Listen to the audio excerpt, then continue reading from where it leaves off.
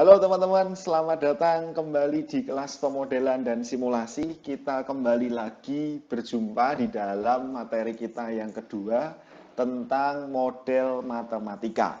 Jadi kita akan membahas salah satu implementasi dari pemodelan secara matematika. Tapi sebelumnya bagi yang belum subscribe ya YouTube channel saya bisa subscribe dulu. Oke ya. Oke, sekarang kita masuk ke materi kita tentang model matematika. Sebagai pengantar dalam kehidupan sehari-hari itu kita sering ya mendengar kata model. Model itu apa sih? Ya, kemarin sudah kita bahas panjang lebar di pertemuan yang pertama. Jadi model itu sebagai contoh atau sesuatu yang sebenarnya ada di dunia nyata di dalam segala kerumitannya, itu dibuat contoh, miniatur, peta, gambar, atau representasi dari sebuah masalah. Misalnya kita ada fenomena A, maka modelnya B. Maka terdapat kumpulan unsur-unsur dalam B yang mempunyai padanan dengan A. Jadi model itu merepresentasikan apa adanya yang dimodelkan. Dunia nyata dimodelkan dalam dunia model atau misalnya gambar atau peta. Itu pasti ada padanannya. Misalnya peta ya, di dunia nyata petanya itu jalannya ada perempatan. Maka nanti di dalam gambar harus merepresentasikan perempatan itu seperti apa bentuknya dan seterusnya. Nah, poin ketiga, demikian pula terdapat unsur satu hubungan yang berlaku antara unsur di B dengan unsur yang padanannya di A. Jadi antara model dengan dunia nyata itu saling merefleksikan atau mencerminkan. Nah, satu fenomena atau sebuah unsur tertentu dalam model itu direpresentasikan dengan yang namanya variabel. Jadi untuk mempermudah memodelkan dan juga nanti mensimulasikan, maka fenomena-fenomena yang ada di dalam sebuah model itu biasanya diwakili oleh variabel ya. Misalnya nih, tujuannya apa sih? Sorry sebelumnya. Tujuannya adalah supaya masalah yang timbul itu lebih mudah dan menjadi tampak sederhana apabila masalah itu dinyatakan secara matematika. Jadi lebih mudah dan lebih sederhana. Misalnya, saya ingin membangun sebuah model untuk menghitung mutu lulusan sekolah dasar. Jadi misalnya model ini adalah untuk mengukur lulusan SD di Kota Salatiga itu yang paling bagus yang mana, yang menengah yang mana, yang paling terbelakang yang mana misalnya. Maka semua variabel-variabel dan juga semua indikator-indikator itu harus direpresentasikan dalam bentuk variabel. Ya, poin keempat nih. Misalnya mutu lulusan itu diwakili oleh variabel M. Kita mau mencari M. Ya, SD ini itu mutunya berapa? Berarti kita mau cari M di SD ini. Nah, tergantung dari beberapa faktor nih misalnya yang mempengaruhi mutu sebuah lulusan. Ada kualitas guru, kualitas masukan atau yang mendaftar tuh orangnya seperti apa, relevansi kurikulum, dan sarana. Nah, empat ini teman-teman itu harus diwakili oleh variabel juga. Jadi kalau mau ngitung M itu harus diwakili oleh empat ini. Nah, empat ini pun juga diwakili dalam hal ini misalnya ini variabel satu adalah X1, X2, X3, dan X4. Sehingga poin terakhir nih, kalian lihat nih ya, dalam bentuk model matematika hubungan ini dapat ditulis M itu sama dengan F, itu fungsi ya, sebuah fungsi. Fungsi ini mengkombinasikan X1, X2, X3, dan X4. Sederhananya seperti itu. Jadi sebelum kita berangkat ke model matematika, kita perlu tahu terlebih dulu, kita perlu jelas dulu semua fenomena, semua yang dicari, semua yang diketahui, semua yang dijadikan variabel, batasan dan lain-lain itu disimbolkan dalam bentuk variabel gitu. Nah, pada umumnya fungsi matematika itu menyatakan kepada kita bagaimana objek dalam satu himpunan itu berhubungan satu dengan yang lain. Jadi M hubungannya dengan X1, X2, X3, X4 itu seperti apa? Nah, itu yang harus diselesaikan di dalam model matematika. Simpelnya nih, ya. Ini kalau dulu zaman SD atau SMP kalau tidak salah ya, fisika. Bagaimana hubungan panjang lintasan, jarak ya, S, dengan kecepatan V dan juga waktu. Ya, jadi hubungan antara jaraknya, kemudian kecepatannya dan juga waktu dari sebuah benda yang bergerak. Maka kita dapat ketemu, lihat di sini, S itu adalah fungsi yang melibatkan variabel V dengan T, ya, di mana jarak itu adalah V dikalikan dengan T tadi. Nah, seperti itu teman-teman, kurang lebih model matematika. Jadi di dunia nyata dan di dunia modeling memang tidak jauh berbeda, tetapi di dunia modeling, dunia pemodelan, semua variabel, semua unsur itu divariabelkan, ya. Supaya apa? Supaya kita dapat hitung secara matematis. Nah, klasifikasi model itu nanti ada model teoritis, model mekanis, dan model empiris. Kalau teori itu adalah model yang digunakan menggunakan teori-teori yang berlaku. Ya, jadi misalnya ada teori kalau dalam mata kuliah AI ya, misalnya teori algoritma simulate annealing, algoritma ASTAR ya kan, atau Dijkstra gitu kan. Itu kan teorinya sudah ada. Nah, kita tinggal memanggil teori itu untuk mencari atau menentukan solusi jarak terpendek, ya kan? Nah, seperti itu. Jadi sudah ada teorinya, tinggal kita pakai. Nah, model mekanis itu digunakan bila model tersebut diperoleh berdasarkan mekanisme pembangkit fenomena. Jadi model yang yang muncul karena ada fenomena-fenomena tertentu. Itu namanya model mekanis. Jadi misalnya ya bencana alam ya kan, ini kan ada fenomena. Nah, modelnya ini tidak di teori memang ada, tetapi dia lebih berdasarkan kepada mekanistisnya seperti apa. Kemudian model empiris adalah model yang hanya diperoleh dari pengamatan tanpa didasarkan pada teori yang membangkitkan fenomena tersebut. Jadi model empiris itu misalnya berdasarkan pengalaman. Contoh ya, dulu saya pernah ikut research tentang memodelkan jadwal pola tanam padi di Kabupaten Boyolali dan ex-Karesiden Surakarta. Jadi kita membuat model jadwal pola tanam ya menggunakan software gitu, bikin software untuk itu, di dalamnya ada pemodelan. Nah, modelnya itu ternyata model empiris. Jadi satu sisi ilmu pertanian itu ada teori.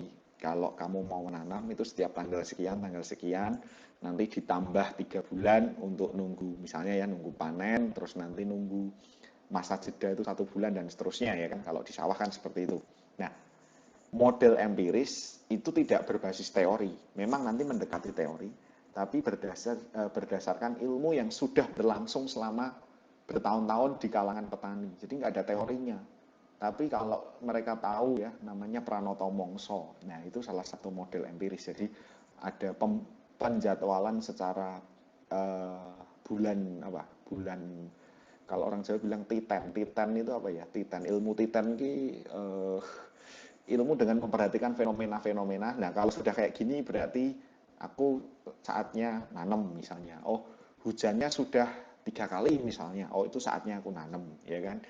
Oh, misalnya sudah musim pokoknya fenomena-fenomena alamnya itu ditandai dan diingat-ingat itu sebagai sebuah tanda. Itu namanya empiris. Nah, kita lakukan itu dari empiris kita tarik ke matematis ya. Cukup berhasil teman-teman karena polanya juga ternyata ketahuan. Jadi waktu itu kita penelitian di Boyolali, Klaten, Sukoharjo, Solo itu kan memang Pranoto Mongso.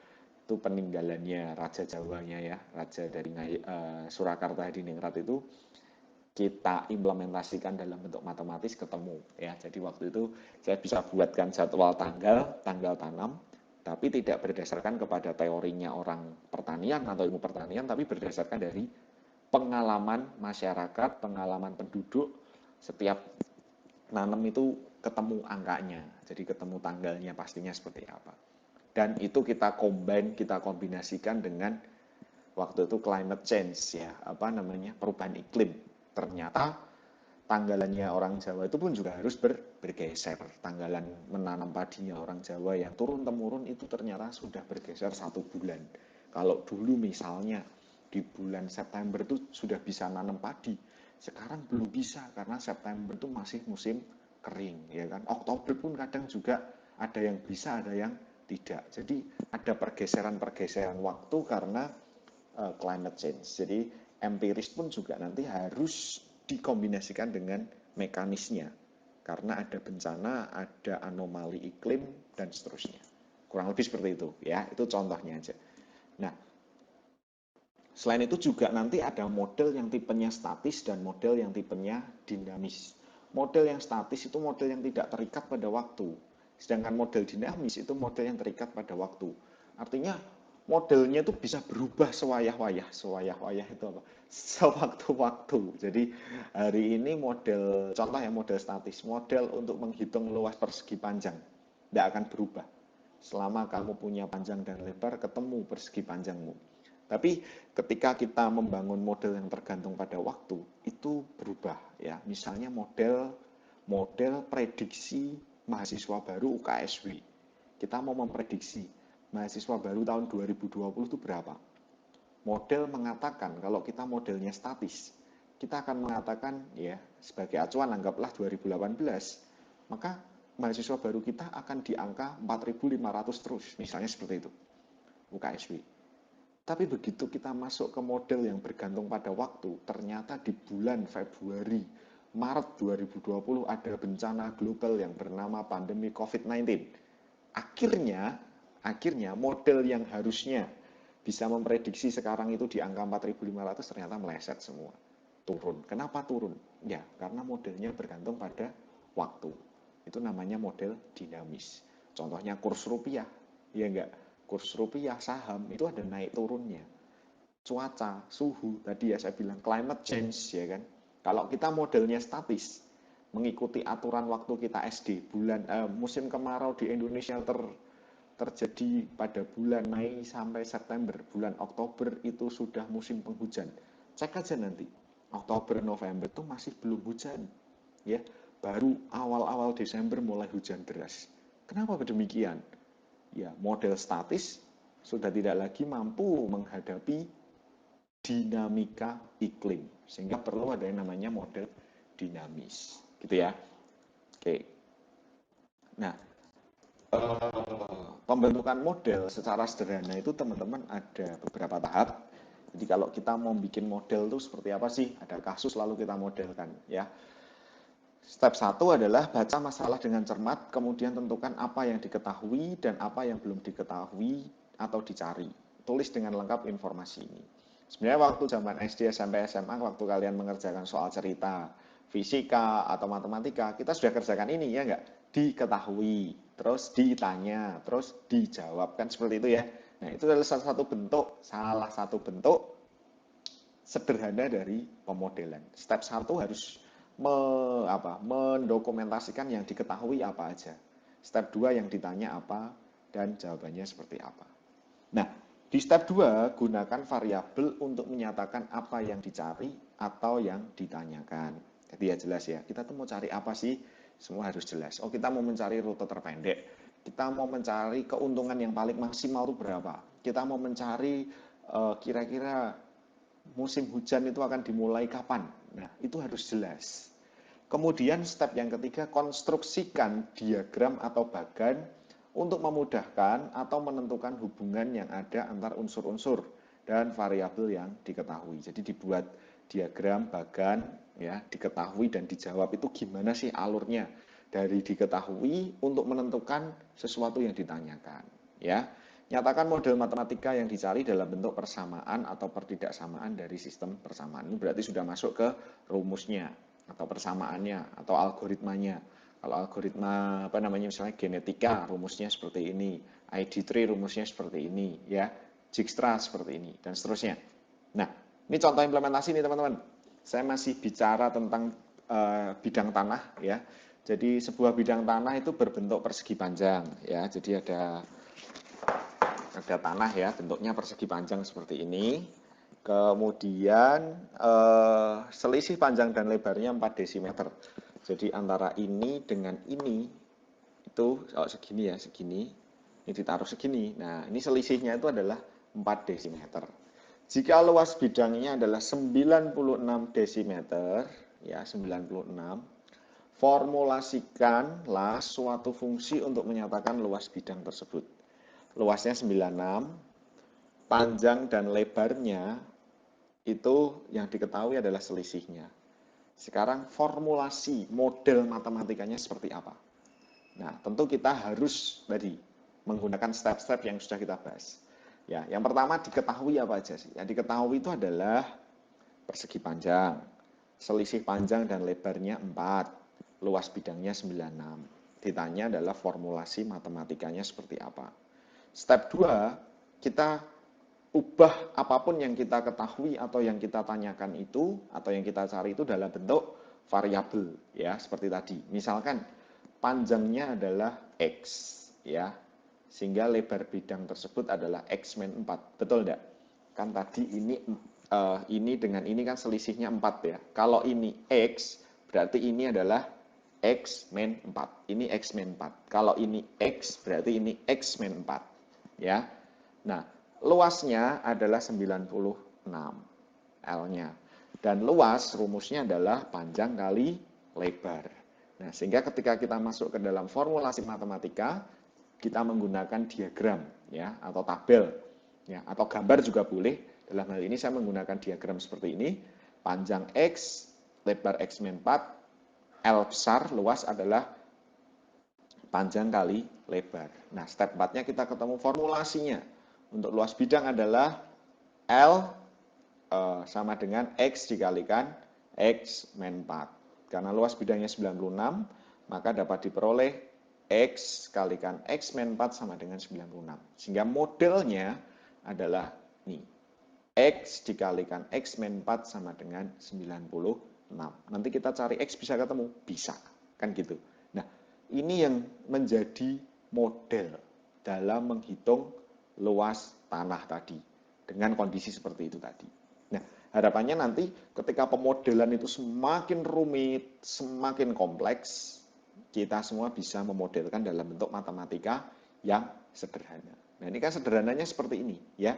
Jadi kita punya fenomena ngukur tanah, tapi terjadi satu hal yang diketahui ini, yang dicari ini. Nah, modelnya seperti itu. Sehingga ketika ngukur tanah nanti ketemu rumusnya X kali X min 4 sama dengan 96. Oke. Nah, penyelesaian model nanti teman-teman itu dari masalah nyata kita abstraksikan atau kita idealisasikan itu jadi model matematika yang tadi kita bahas ya, termasuk cara ngitungnya dan lain-lainnya. Kemudian ketemu solusi modelnya. Ketemu solusi modelnya seperti apa? Kemudian diinterpretasikan menjadi solusi dari sebuah masalah. Oke.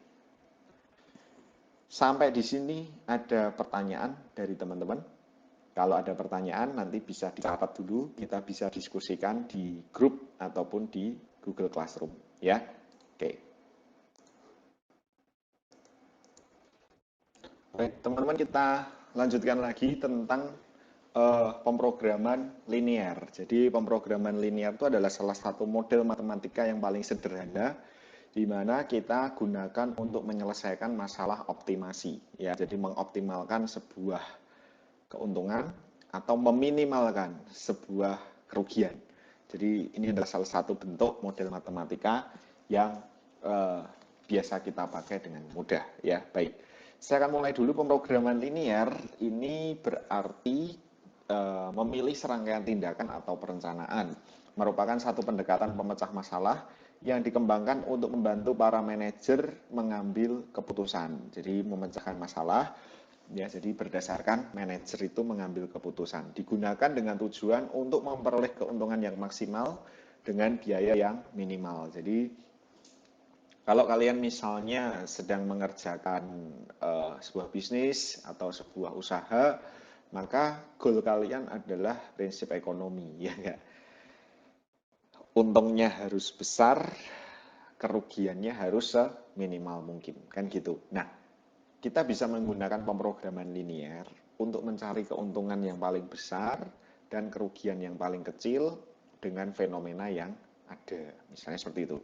Nah, di dalam pemrograman linear ini teman-teman kita nanti bisa menggunakan berbagai software, ada Microsoft Excel Solver, ada HIM, ada Lindo, Maple, ada R juga. Nah, dalam hal ini nanti kita akan menggunakan R Studio ya, toolsnya. Tapi sebelum kita membahas penggunaan tools, kita paling tidak harus tahu dulu hitung manualnya itu seperti apa, gitu ya.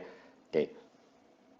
Nah, pemrograman linear itu dan variasinya merupakan kelompok teknik analisis kuantitatif yang mengandung model matematika, model simbolis.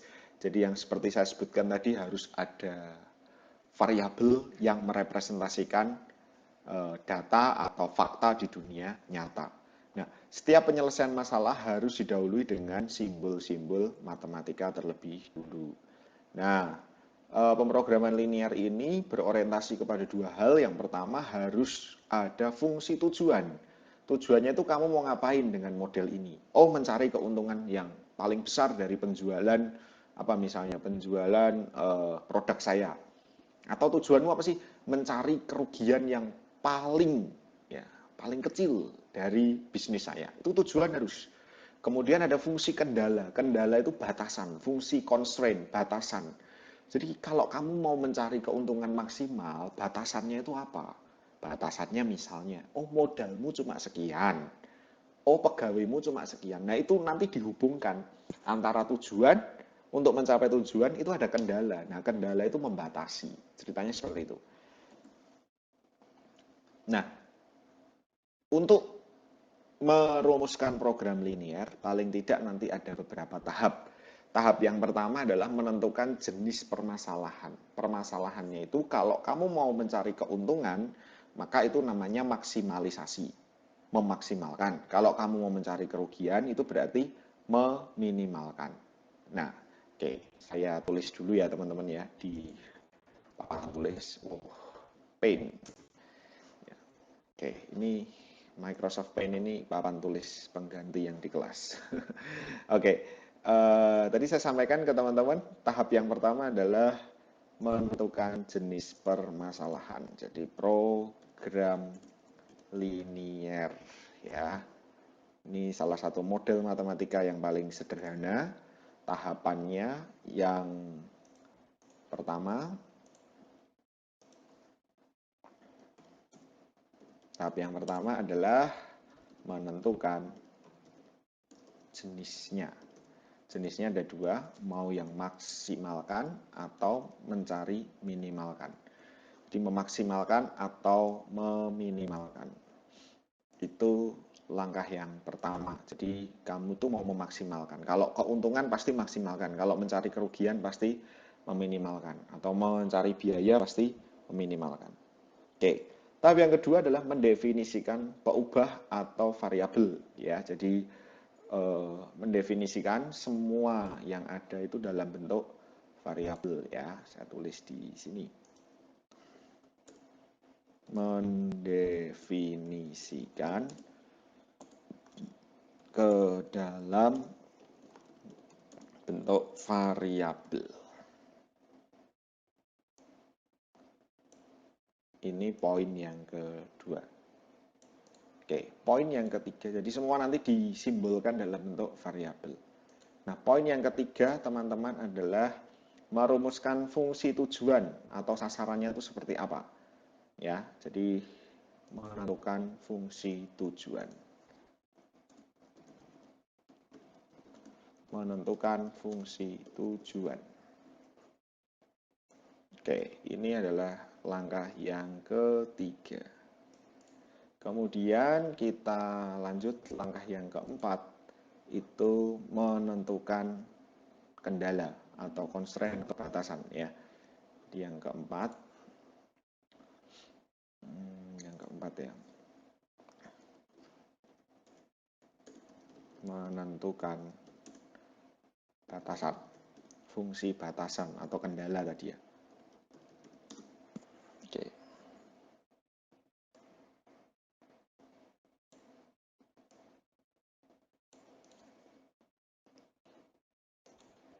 Nah, Di sini nanti ada pendekatan ruas kanan. Kalau memaksimalkan itu menggunakan tanda kurang dari, kalau meminimalkan itu menggunakan pertidaksamaan lebih dari. Ya, ini sebagai catatan di sini. Kalau nomor 1 itu max, nanti fungsi batasannya menggunakan apa? Lebih dari sama dengan. Ya, betul ya. Lebih dari, kurang dari sama dengan. Kalau maksimal kurang dari, kalau minimal lebih dari. Ya, kurang dari sama dengan. Sementara kalau min, kita menggunakan ya lebih dari sama dengan. Itu sebagai catatan. Ya, karena kalau maksimal kamu harus kurang dari ini, kalau minimal kamu harus lebih dari ini. Ini daripada rancu nanti. Saya hapus dulu. Ya. Oke. Kurang dari sama dengan dan lebih dari sama dengan. Kemudian terakhir, ini langkah yang kelima, menetapkan syarat non negatif. Karena kita berbicara uang, tidak boleh ngutang, ya. Jadi harus ada benda atau uangnya. Namanya syarat non negatif. 5. Menentukan syarat non negatif. Oke ya. Nah, 5 tahap ini, teman-teman, yang perlu kita lalui untuk membangun model pemrograman linear. Jadi ada 5 tahap ini. Jelas ya? Oke, kita langsung aja ke contoh yuk. Ya, daripada kita berpanjang lebar, saya ada contoh seperti ini, teman-teman. Menyelesaikan program linear dengan metode grafik. Nanti kita coba gambarkan modelnya dalam bentuk grafis. Yang pertama, contohnya seperti ini. Ya, sebidang tanah seluas 30 meter persegi akan ditanami 50 pohon jeruk dan apel. Ya, kita cerita lagi ya, misalnya salah satu dari kalian nanti setelah lulus dari FTI akan menjadi petani yang sukses ya, petani jeruk dan apel yang sukses. Kalian punya tanah 30 meter persegi. Nah, di tanah itu nanti akan ditanami 50 pohon jeruk dan apel. Pokoknya tanahnya 30 meter persegi. Nah, di tanah itu nanti kamu akan menanam 50 pohon. Pohonnya campuran apel dan jeruk ya. Nah, jadi saya gambar ya biar enak ya, ini contoh. Kalian punya tanah nih segini. Ya, tanahnya ukurannya berapa? 30 meter persegi. Ya, 30 meter persegi itu luas tanah kalian. Nah, tanah ini akan ditanami pohon ya. Akan ditanami pohon, di mana pohonnya yang bisa tertanam itu hanya 50 pohon. Ya, misalnya seperti ini. Nah, berikutnya, setiap satu pohon jeruk itu memakan tempat 1 meter persegi. Jadi kalau kalian mau nanam jeruk, itu gini. Misalnya ini jeruk ya, itu harus 1 meter persegi tanahnya. Ya. Saya tulis di sini. Jeruk itu 1 meter persegi. Kita punya 30 meter persegi, berarti kita bisa menanam jeruk berapa? 30, karena satu pohon jeruk, satu kotak gini harus 1 meter. Berarti kalau 30 kan di sini nanti ada 30 kotak ya, kurang lebih. Nah, jeruknya bisa nanam 30. Tapi ada syarat lain atau ada kondisi lain. Sedangkan pohon apel itu cukup 0,5 meter persegi, itu pohon apel. Ini misalnya ini jeruk segini,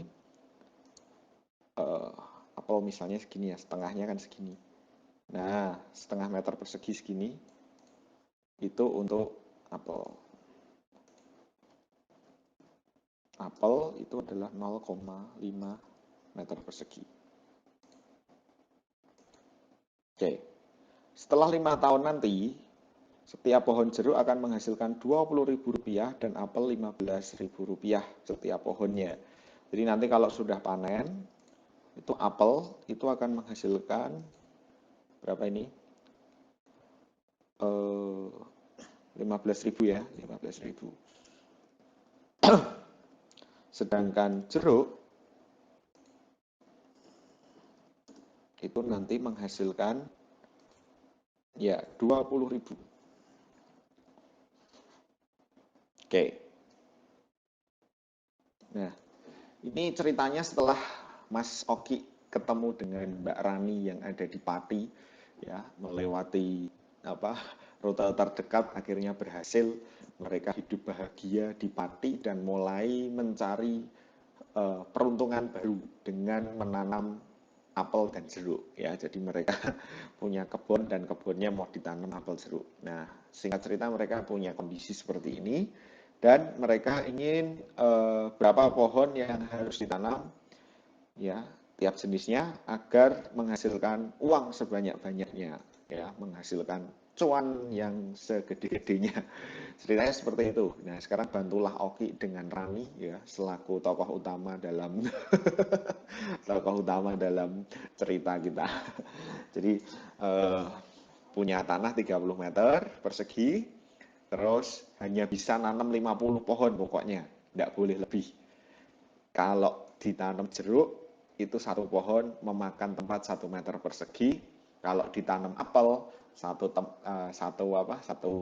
apel memakan setengah meter persegi. Nanti kalau dijual, apel itu 15.000 per kilonya, ya. Sedangkan jeruk itu 20.000 bukan per kilo, sorry, per pohonnya. Ceritanya seperti itu. Nah, kalau kita mau hitung-hitungan cepat tanpa pemodelan dan simulasi, kita akan berpikir pendek, ya. Kita pasti akan berpikir kalau saya tanam jeruk, ya, saya tanam jeruk berarti 30.000, ya enggak? 30, sorry, bisa 30 pohon. 30 kali 20.000 berarti nanti bisa sampai berapa? 20.000 kali 30, 600.000. 5 tahun lagi kalau saya nanam jeruk dapat 600.000. Kalau saya nanam apel berarti bisa 60. 60 kali 15 berapa? Ya, 45, 900. Ya kan gitu toh? Ya, biar pasti saya bukakan kalkulator ya. Oke. Kalau tanamnya jeruk saja, jeruk kan berarti kalau 30 meter bisa 30 pohon ya, 30 kali 15.000. Itu nanti dapat, 20.000, sorry. 30 kali 20.000. Saya dapat 600.000, ya. Sementara kalau saya tanam apel, itu berarti karena setengah meter, luasnya 30, saya bisa 60 pohon. 60 pohon apel dikalikan 15.000. Ya, 900.000. Berarti saya berpikir nanti saya mending nanam apel saja. Karena nanti bisa 60 pohon dan uang saya 900.000. Tapi ingat, kita punya kendala. Kita hanya bisa menanam 50 pohon. Nah, ini 60 pohon kalau mau dioptimalkan. Iya kan? Nah, tentu hal itu menjadi pertimbangan lagi. Nah, mau apel atau jeruk, akhirnya kita bisa mengkombinasikan kedua buah pohon itu sehingga kita bisa ketemu apel yang paling maksimal itu kita tanam berapa, jeruknya berapa. Jeruknya berapa pohon, apelnya berapa pohon. Tentu kalau kita hitung menggunakan perhitungan yang singkat dan manual itu bisa. Tetapi ya kita bisa mengkombinasikan satu kondisi ini dalam bentuk model matematis sehingga apa teman-teman? Sehingga kita bisa menentukan model yang tepat. Oke, kita akan lihat pembahasannya. Yang pertama nih teman-teman, berdasarkan data yang ada, maka permasalahan berapa pohon di tiap jenis harus ditanam agar pada panen nanti didapatkan uang sebanyak-banyaknya dapat disederhanakan dengan memasukkan angka-angka ke dalam tabel. Jadi pohon itu yang mendatar, ada pohon jeruk, saya kasih nama X, kemudian pohon apel, saya kasih nama Y. Kemudian kapasitasnya tadi di angka 50, pokoknya nggak boleh lebih dari 50. Nah ini constraint atau batasan, tanahnya luasnya berapa, ya. Kemudian kapasitasnya gini ya tadi ya, jadi tanahnya itu untuk pohon jeruk itu adalah 1 meter persegi. Kalau pohon apel itu setengah meter persegi, kapasitasnya hanya 30 meter persegi, jadi maksimal ini, tidak boleh lebih. Nah, pohon itu satu pohon jeruk, satu pohon apel, pokoknya nanti tidak boleh lebih dari 50 pohon. Harus kurang dari sama dengan 50 pohon. Ya, pendapatannya kalau jeruk tadi 20, ini dalam 20K ya, 20.000. Ini dalam 15.000 juga. Ceritanya seperti itu. Oke. Dari sini tabel ini kalian bisa link matchkan dengan ini ya, bisa menghubungkan dengan yang ada di dalam papan tulis ini, yaitu 1 meter, setengah meter, maksimal 30 meter, ya kan? 1 meter, setengah meter, maksimal 30 meter. Mau satu pohon, pokoknya nggak boleh lebih dari 50 pohon. Nah, sekarang pertanyaannya, berapa jumlah pohon yang harus ditanam untuk mendapatkan pendapatan 20.000 dengan 15.000? Ya, berapa? Nah, itu model matematika. Kalau nggak pakai model, simpel aja. Udah, tanahnya nggak usah ditanami apa-apa, ya nggak dibikin rumah gitu, atau dibikin kos-kosan gitu. Nah, itu lain cerita, tapi kita akan bicara tentang model ini. Nah, langkah berikutnya, teman-teman, kita tadi saya sampaikan, kita ubah semua keadaan ini menjadi variabel ya. Jadi ada variabel X untuk pohon jeruk, Y pohon apel ya. Tadi sudah saya jelaskan untuk tabelnya. Kemudian menentukan fungsi tujuan. Fungsi tujuannya adalah untuk mencari maksimal ya pendapatan yang sebanyak-banyaknya. Dengan demikian tujuannya adalah memaksimalkan pendapatan. Ya, jadi memaksimalkan pendapatannya. Sehingga Fmax adalah 20.000 dikalikan X. X itu pohon jeruk. Iya kan? Untuk ngitung keuntungan maksimal kan kita pakai 20 dan 15. Ya, 20.000 dikali X, X itu pohon jeruknya, ditambah 15.000 dikalikan Y, pohon apelnya. Kalau kita hanya menanam pohon jeruk, ya berarti 20.000 kali pohon jeruknya, ditambah 15 kali 0, Y-nya 0, karena kita nggak nanam apel. Sebaliknya kalau kita hanya menanam apel, berarti kita 20 kali 0 ditambah 15 kali jumlah pohon apelnya. Seperti itu. Nah, sekarang kalau kita mencari dua-duanya itu balance, kita mau nanam apel dan nanam jeruk dalam kebun itu. Kira-kira X-nya berapa, Y-nya berapa. Jangan sampai X-nya 0 atau Y-nya 0, salah satunya 0. Kita harus tanam dua-duanya. Ceritanya seperti itu. Nah, maka kita bisa menggunakan model matematika. Ya, langkah ketiga adalah menentukan kendala atau constraint atau batasan dari permasalahan tersebut. Batasannya adalah 1 meter dan setengah meter itu harus kurang dari sama dengan 30. Ya, constraint-nya harus kurang dari, karena kita memaksimalkan, tidak boleh lebih dari. Jelas ya? Karena kita maksimal. Kemudian, untuk pohon, itu 1 jeruk, ya 1 X, ditambah 1 Y, itu harus kurang dari 50 pohon. Ini batasannya. Jadi kita sudah punya fungsi tujuan, sudah juga punya fungsi batasan. Ya, supaya lebih enak belajarnya, ini saya tulis dulu. Nanti tahap-tahapannya kalian bisa lihat di situ tadi ya. Fungsi tujuannya adalah ini. Sedangkan fungsi batasan, karena kita memaksimalkan, nanti kita pakai rumus ini kurang dari ya, saya kasih warna ungu biar sesuai dengan yang di sini. Untuk yang warna biru dan orange, jenis dan definisi dalam bentuk variabel tadi sudah saya jelaskan ya. Nah, ini untuk fungsi tujuannya teman-teman, saya copy paste di sini. Oke.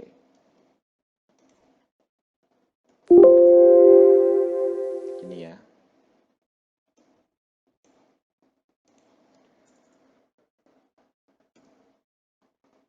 Nah, ini fungsi tujuan, ini fungsi batasannya. Tujuannya adalah supaya kita ketemu X dan Y dikalikan dengan 20.000 dan 15.000, tapi ingat tanah kita harus kurang dari 30 meter dan pohon kita harus kurang dari sama dengan 50 pohon.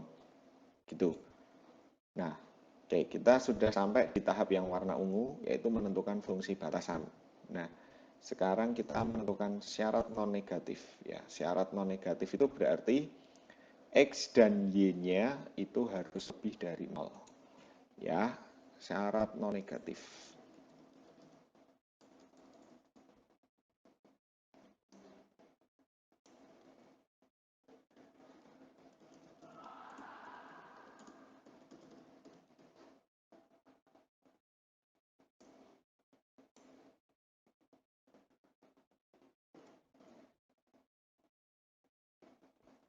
X dan Y harus lebih dari sama dengan 0. Hilang nih ya. Syarat non-negatif itu adalah X dan Y-nya harus lebih dari sama dengan 0. Ya, oke. Tadi sorry, ini biar lebih lengkap lah ya. Kalian masuk ke jenisnya adalah apa tadi? Maksimal atau minimal? Maksimalkan, karena kita mencari keuntungannya. Jenisnya maksimalkan.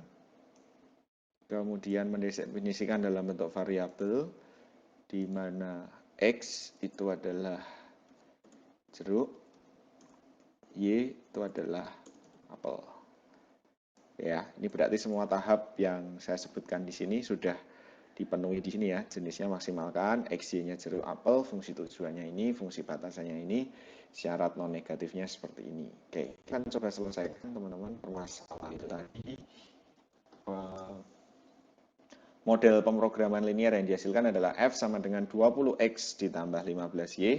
Kendalanya adalah X ditambah setengah Y kurang dari sama dengan 30. Kemudian kendala yang kedua adalah X tambah Y harus kurang dari sama dengan 50 pohon. Syarat positif atau syarat non-negatifnya adalah X dengan Y harus lebih dari sama dengan 0. Ya, ini sama dengan yang saya tulis tadi ya teman-teman ya. Ya, oke, sama tadi. Oke, saya lanjutkan. Nah, berdasarkan model pemrograman linear yang dihasilkan akan dicari penyelesaian pada permasalahan yaitu berapa pohon yang harus ditanam untuk menghasilkan pendapatan ya, dengan metode grafik. Nah, sekarang kita coba teman-teman. Yang pertama adalah menentukan titik potong dari setiap kendala. Jadi karena persamaan dan pertidaksamaannya sudah jadi, kita menggunakan persamaan linear yang pernah kita bahas atau kita pelajari waktu kita di SMA atau SMP dulu. Jadi kita ada maksimumkan F20X tambah 15Y, kendalanya seperti ini. Nah, kita kan tentu mau mencari X dan Y-nya, ya enggak? Kalau mau mencari X dengan Y dengan kondisi persamaan dan pertidaksamaan seperti ini, maka kita bisa menggunakan berbagai jenis metode. Ya, misalnya kita punya kendala adalah X ditambah setengah Y kurang dari sama dengan 30. Nah, sekarang kita akan mencari nilai kalau perpotongan dengan sumbu X ya dari grafik ini, maka Y-nya 0. Kalau Y-nya 0, ya seperti ini, X ditambah setengah kali 0, karena Y-nya ini kita asumsikan 0, sama dengan 30, anggaplah 30 maksimal, maka X-nya adalah 30. Betul tidak? Setengah kali 0, 0. X-nya berarti berapa? 30, betul. 30,0. Kenapa 30,0? X-nya 30, Y-nya kita asumsikan 0. Jelas ya? Oke. Nah, kalau kita berpotong dengan sumbu Y, jadi maka X-nya yang 0. Berarti dari persamaan ini kita ubah nih. Tadi X-nya dicari, kalau di sini X-nya kita asumsikan dengan 0, maka setengah Y 30, Y-nya adalah 60. Ya, kalau setengah Y itu 30, Y-nya adalah 60. 30 dikali 2. Nah, sehingga kesimpulannya kita ketemu 0,60. Oke. Saya lihat dulu ya teman-teman ya, titik-titik potong yang sudah kita temukan di sini berapa saja.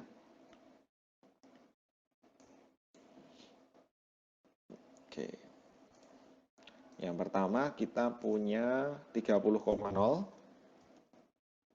30,0. Kemudian yang kedua kita punya 0,60. Seperti ini. Kita lanjut. Nah, ini baru kendala yang pertama. Jadi kendala yang menggunakan X tambah setengah Y kurang dari 30. Kalau kita menggunakan X tambah Y kurang dari 50, maka perhatikan di sini X tambah Y kurang dari 50. Kalau dia berpotongan dengan sumbu X, maka Y-nya diasumsikan 0. Kalau Y-nya 0, ya, ini namanya memodelkan ya. Kalau Y-nya 0, berarti X tambah 0, maka X-nya 50. Sehingga 50,0. Kemudian kalau X-nya dibuat 0, maka Y-nya adalah 50. Ya, 0 tambah Y sama dengan 50, Y-nya 50. Sehingga kita punya lagi dua titik baru, yaitu berapa? Jadi 50,0 dengan 0,50. Oke, kita punya 4 titik yang didapat dari fungsi batasan. Kemudian kita juga punya syarat tadi X dan Y-nya harus lebih dari sama dengan 0. Artinya X dengan Y-nya tidak boleh bilangan negatif. Kalau negatif kan berarti X itu tadi jeruk, Y itu apel. Masa jumlah jeruknya berapa? Negatif 5, kan nggak mungkin. Ya, ada bendanya. Paling nggak 0. 0 itu apa? Ya nggak ada gitu. Nggak mungkin kan jumlahnya minus. Nah, gitu. Oke, syarat positif. Nah, sekarang kita plotting nih teman-teman. Semua titik kita punya titik ini. 1, 2, 3, 4. Dan juga syarat non negatif kita plotting dalam bentuk grafik. Nah, jadinya seperti ini. Tentu kita punya sumbu X dan sumbu Y ya. 0,0 berarti wilayah kita nanti adalah wilayah di kuadran 1 di daerah sini ini. Ya, karena Y-nya harus positif berarti ke atas, tidak boleh ke bawah. X-nya harus positif, berarti dia harus ke sebelah kanan. Jadi kita nggak mungkin di daerah penyelesaian sini, nggak mungkin sini, nggak mungkin juga sini. Tapi daerah kita sini nanti, ya. Oke, 30,0 ada di sini, kemudian 0,60 di situ. Nah, ini kendala yang pertama atau batasan yang pertama, jadi garis seperti itu. Ya, ini kendala 1. Kemudian kendala 2 kita punya 50,0 dan yang kedua punya 0,50 di sini. Nah, ini kendala yang kedua. Kendala itu batasan. Berarti, teman-teman, wilayah pengerjaan kita, wilayah hasil tadi, X dan Y nggak boleh di sini. Kenapa? Karena batasannya ini. Batasannya adalah 2 garis ini. Harus di bawahnya sini. Ya kan? Kan maksimal tadi ini, dan harus ini. Oke. Nah, sehingga daerah kita harus berada di bawah garis batasan. Ya, batasanmu harus hanya sampai di sini, nggak boleh lebih ke sana, nggak boleh ke kanan atau nggak boleh semakin ke atas, karena batasan kita di situ. Nah, sekarang pertanyaannya adalah kita punya titik 0,0 di sini, ya, karena nggak boleh lebih, nggak boleh kurang dari 0 dan juga nggak boleh kurang dari 0 untuk Y-nya, ya, X dan Y nggak boleh kurang dari 0. Nah, sekarang kita punya titik potong juga di sini, titik potong antara kendala 1 dengan kendala 2. Ya, jadi titik C. Oke. Nah, wilayah hasil kita itu adalah yang saya garis kuning, wilayah A, B, C, dan D. Ya, di sini enggak karena ini sudah tidak wilayah kendala 1. Ya, ini kan hanya wilayah kendala 2. Ini hanya wilayah kendala 1. Nah, dicari yang sama-sama kendala 2 dan kendala 1 itu memiliki wilayah yang sama. Jadi wilayah hasil kita atau kita nanti ketemu XY-nya itu ya kisaran di sini angka-angkanya. Ya, angka-angkanya ada di sini. Tidak lebih dari 50 untuk Y-nya dan tidak lebih dari berapa? 30 untuk X-nya. Semua di bawah 30, semua di bawah 50. Nah, daerah sini nih. Sekarang pertanyaannya dari 0,0, 30,0, 0,50 dan ini C kita belum tentukan. Yang paling optimal itu yang mana? Kita tentu harus mencari nilai C terlebih dulu. Jadi ini daerah hasil. Oke, sekarang kita mau mencari nilai C dulu. Titik A00, B 30,0. Sekarang kita mencari C. C itu adalah gabungan, ya, lihat ini tadi. Gabungan antara garis kendala 1 dengan garis kendala 2. Jadi kalau kita mau hitung, ya, kendala 1 adalah X tambah setengah Y sama dengan 30, itu persamaannya. X tambah Y sama dengan 50. Nah, kita bisa menggunakan metode eliminasi. Eliminasi itu ini dikurangi yang bawah ya. 1X dikurangi 1X kan 0, ya enggak? Setengah Y dikurangi 1Y berapa? Min setengah Y. 30 kurangi 50 minus 20. Nah, ini Y-nya bisa diketahui enggak? Bisa. Y-nya 40 ya, gitu. Kenapa kok Y-nya 40 ya kan? Ini kan jadi 20 minus 20 dikali 2, min kali min plus ya 40. Oke. Sehingga kalau mau ketemu X-nya bisa nggak? Bisa. Ya, bisa. Jadi tinggal X tambah 40 itu sama dengan 50. Ya kan? Kan Y kita 40 ya. Maka kita ambil salah satu persamaan tadi, X tambah 40 sama dengan 50, sehingga X-nya sama dengan 10. Sehingga ketemu nih teman-teman, X-nya 10, Y-nya 40. Itu titik C. Titik D tadi sudah diketahui 0,50. Oke. Jadi dari masing-masing titik A, B, C, D itu sudah ada di sini semua. 0,0, 30,0, D-nya 0,50. Di sini tadi berapa? 10,40. Jadi di titik C ini adalah 10,40. Oke, modelnya sudah jadi. Jadi modelnya itu terbentuk seperti ini tadi, model yang Anda lihat di layar Anda secara grafis. Kemudian ini titik-titiknya ya, jadi angka-angkanya. Sekarang kita masuk ke tahap simulasi. Jadi setelah model jadi, kita simulasikan. Oke, kita akan simulasikan teman-teman membuat tabel optimal. Jadi kita punya titiknya dan punya fungsi tujuan. Fungsi tujuannya adalah 20 kali X ditambah 15 kali Y.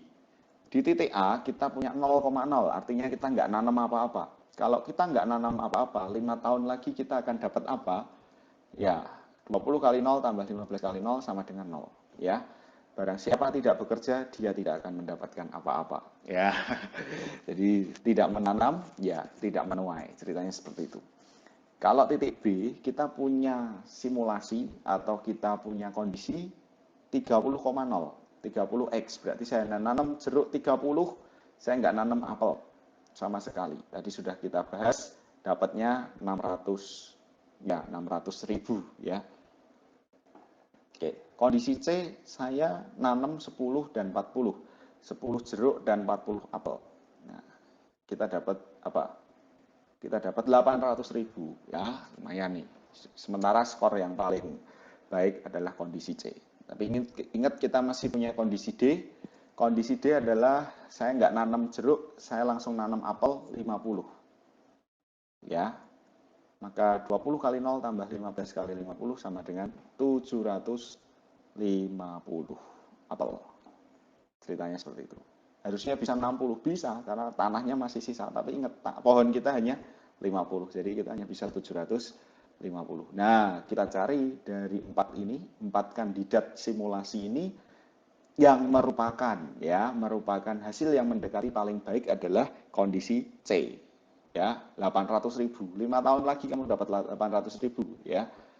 Nah, F max-nya. Sehingga kesimpulannya jangan lupa ya, F 20X tambah 15Y itu akan mencapai nilai maksimal di 800.000 dengan memperhatikan batasan atau kendala-kendala yang sudah ada tadi, di mana X 10 dan Y-nya 40. Nah, sehingga berdasarkan hasil tersebut, jumlah pohon yang harus ditanam untuk setiap jenis pohon adalah 10 pohon jeruk dan 40 pohon apel.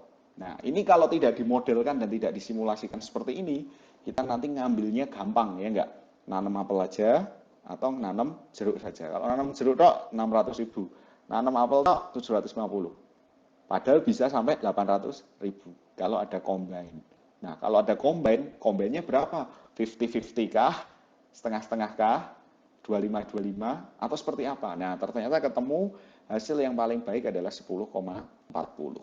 Nah, ini simulasinya menghasilkan satu rekomendasi yang baik kepada seorang manajer kebun apel dan jeruk.